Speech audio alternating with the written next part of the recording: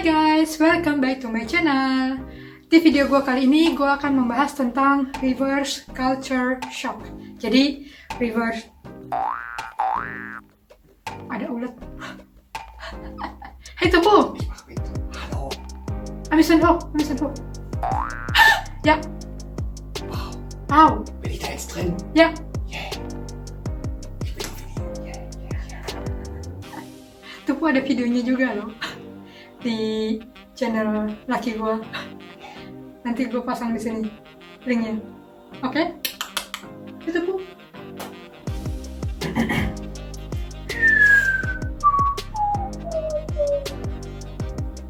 Ist fertig?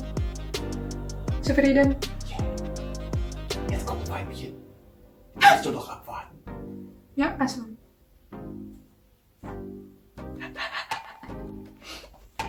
Oke, lanjut. Jadi reverse culture shock ini adalah culture shock yang dialami ketika mulutnya gue harus ngulang lagi deh. Oke guys, jadi reverse culture shock ini adalah culture shock yang dialami oleh mereka yang kembali ke rumah setelah atau kampung gitu ya setelah beberapa lama atau beberapa tahun tinggal di luar negeri. Jadi ya kayak culture shock, tapi ini setelah kembali lagi ke negara asalnya seperti itu. Nah ini adalah pengalaman gue waktu gue balik ke Indo, karena memang gimana ya, bukannya sombong atau nanti kalian berpikir mentang-mentang udah tinggal beberapa tahun di luar negeri lo sombong amat, nggak bisa gini lagi, nggak bisa gitu lagi gitu. Tapi kan memang orang biasanya kalau tinggal di suatu tempat yang kebudayaannya seperti itu, nanti mau nggak mau akan membiasakan diri, lalu nanti ketika balik lagi ya jadi agak kaget gitu karena udah nggak biasa lagi dengan hal-hal seperti itu. Nah, apa aja itu nanti gue kasih tahu ke kalian. Nah, bagi kalian yang baru aja nongkrongin video gue, kenalkan gue Devi. Gue sudah beberapa tahun tinggal di Jerman, bekerja dan married juga dengan laki-laki Jerman nih. Nah, lagi. Ini das ist nur dan jidat. Cuman jidatnya. Lagi ke atas tuh lihat teman-teman. Laki gua. Dan juga gue dulu pernah au pair. Dan ini ya burungnya. Hai Tupu. Namanya Tupu. Gitu. Dan juga gue dulu pernah au pair di Perancis selama 2 tahun. Jadi channel gue ini isinya tentang informasi tentang au pair, terus tentang dunia kerja di Jerman, kehidupan di Jerman, dan kehidupan gue bersama suami gue, dan juga traveling. Jangan lupa dicek juga video-video gue lainnya di playlist.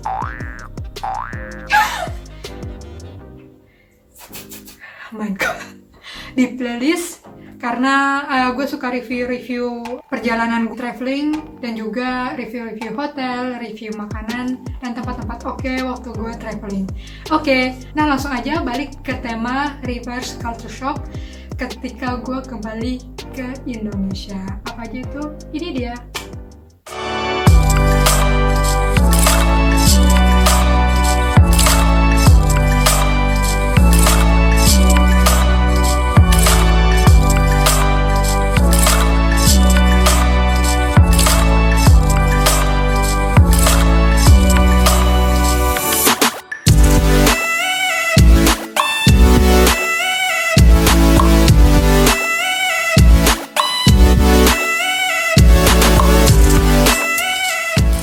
Nah guys, yang pertama adalah minum dari keran. Ini mungkin bagi kalian yang baru datang ke Eropa kan pasti kaget gitu ya, di sini untuk air putih bisa langsung dari keran. Nah ketika gue di Indonesia, gue suka lupa gitu ya. Kalau di rumah sih nggak masalah karena gue tahu rumah gue biasa air putih tuh di sini gitu kan. Tapi kalau ketika gue lagi di hotel gitu kan, gue kan nggak terlalu merasakan bahwa itu di rumah gue. Jadi kadang gue suka lupa mau ngambil air putih tuh di keran gitu. Jadi gue agak kagok, tapi lama-lama terbiasa seperti itu. Next adalah buang tisu ke toilet. Ini gue dulu waktu pertama kali balik ke Indo emang gimana ya, otomatis gitu. Jadi kalau misalnya pas abis pipis gitu kan, gue langsung ngebuang tisu di toilet, karena di sini memang begitu ya, rata-rata kita bisa buang tisu ke toilet gitu, jadi langsung ke tempat pipis sih gitu ya, ke toiletnya, nggak di tempat sampah. Kalau di Indonesia kan kita harus buang ke tempat sampahnya. Dan juga ada semprotan airnya, itu juga kalau di sini di Eropa itu nggak ada, jadi memang pakai tisu doang gitu. Jadi kalau sekarang gue udah beberapa kali pulang ke Indo, gue sudah mulai membiasakan diri kalau udah di Indo, oke, ini gue lagi di Indo, kalau pipis jangan langsung dibuang ke toilet seperti itu. Sama juga kalau laki gue ke Indonesia, biasanya gue langsung tempat sampah tuh harus di depan gue gitu ya, atau di depan dia, biar kita nggak otomatis ngebuang itu tisu ke dalam toilet seperti itu. Selanjutnya adalah kamar mandi basah. Kamar mandi basah kalau di Indonesia biasa banget kan, biasanya ada bak mandi terus kita pakai gayung seperti itu. Nah kalau di sini kita kan kamar mandinya biasanya kering.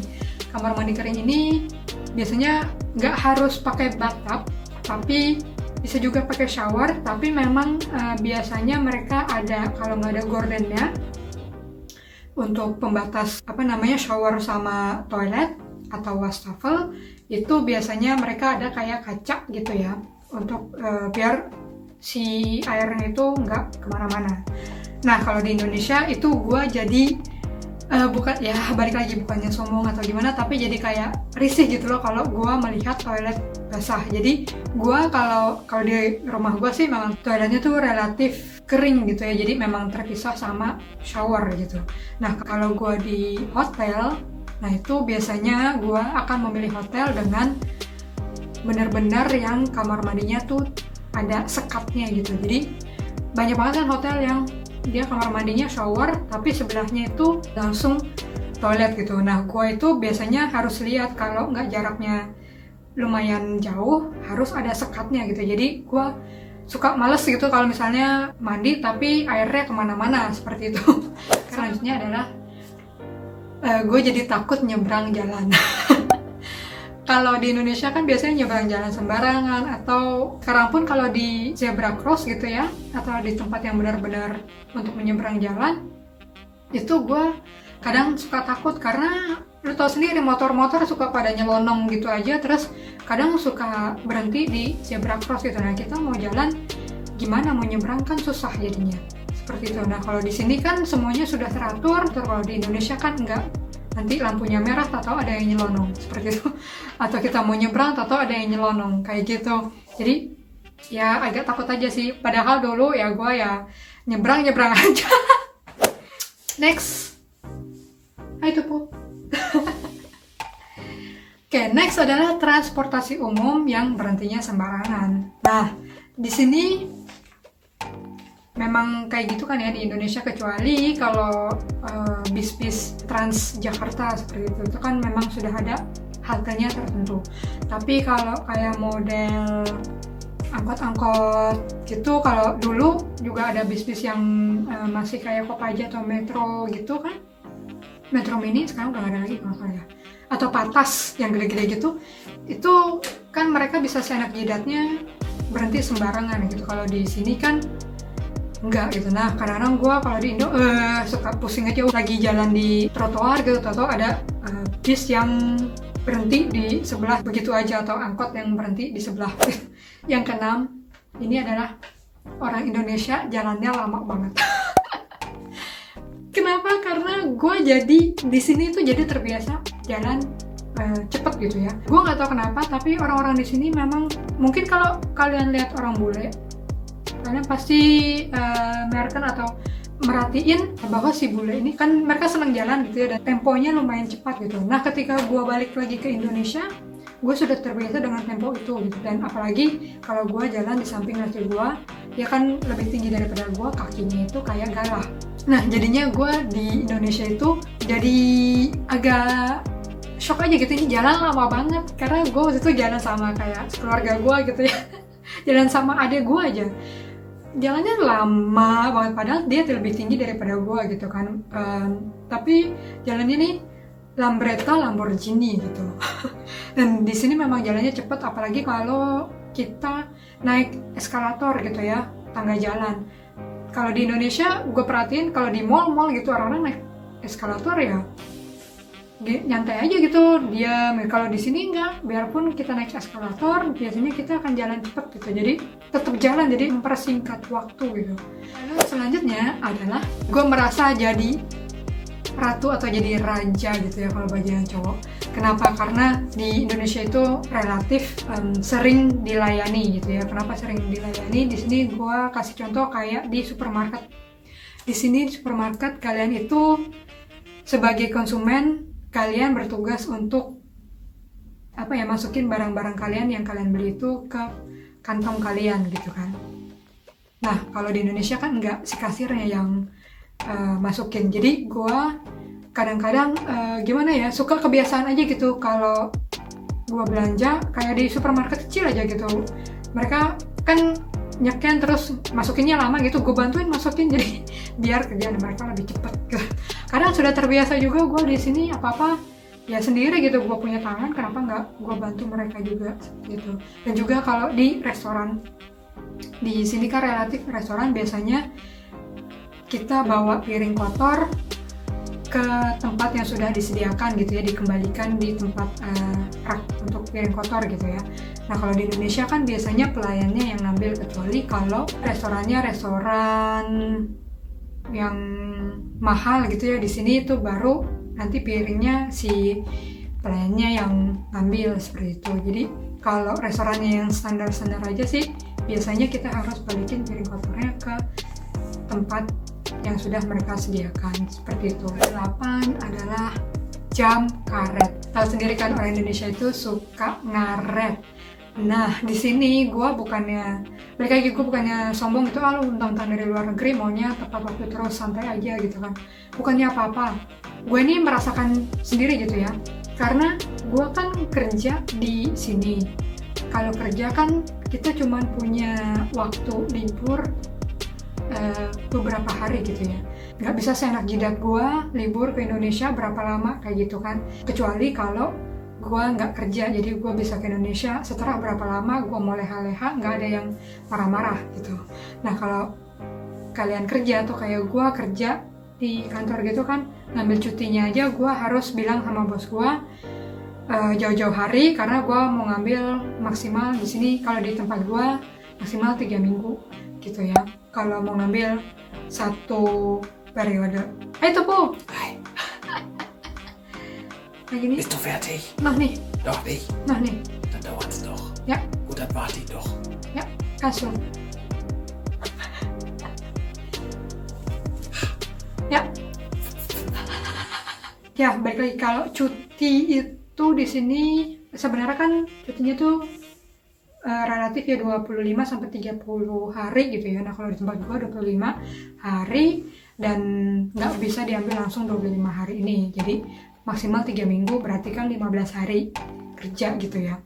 Otomatis harus mikir dong, oke 15 hari itu udah dipotong untuk PP aja tuh udah 1 hari kali 2 gitu ya, kesana sehari, balik lagi sehari gitu kan, jadi 2 hari. Terus belum lagi jet lagnya, berarti 4 hari, 3 sama 4 hari ini, atau ya 3 hari deh kan jet lag kan di sana gitu, belum jet lag balik kan urusan di sini. Jadi 3 hari ini udah hilang.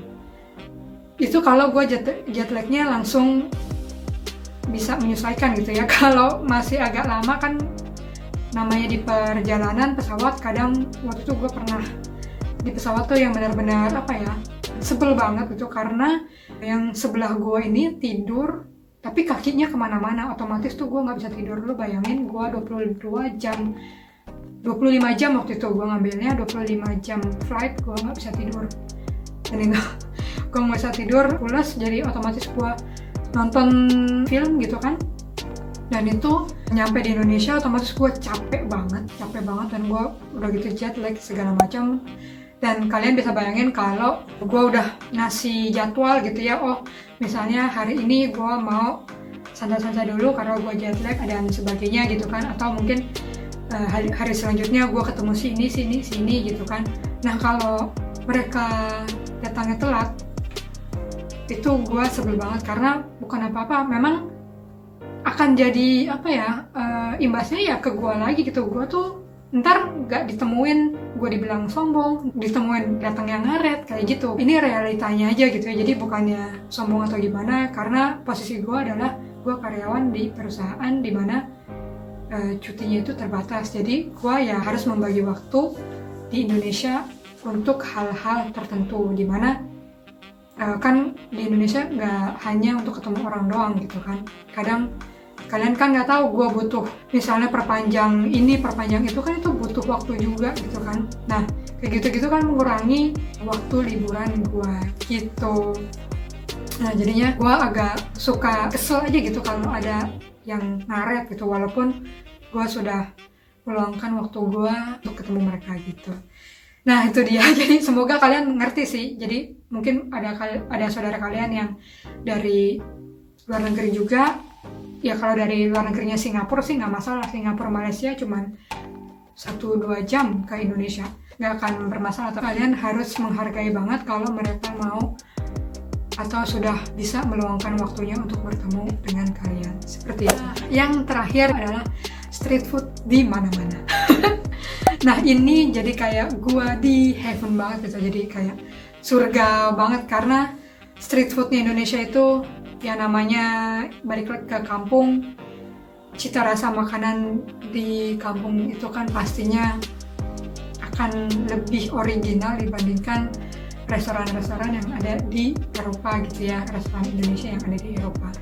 Jadi gua itu kayak apa ya, kayak turis dadakan gitu. Jadi gua kalau di Indonesia pasti gua nyarinya street food, makan makanan Indonesia sebanyak mungkin, ya wisata kuliner gitu lah ya. Nah kayak gitu guys. Oke guys, itu dia tadi reverse culture shock yang gua alami waktu gua di Indonesia. Bagaimana dengan kalian? Semoga video gue tadi itu bermanfaat buat kalian, dan sampai ketemu lagi di video gue selanjutnya. Bye bye.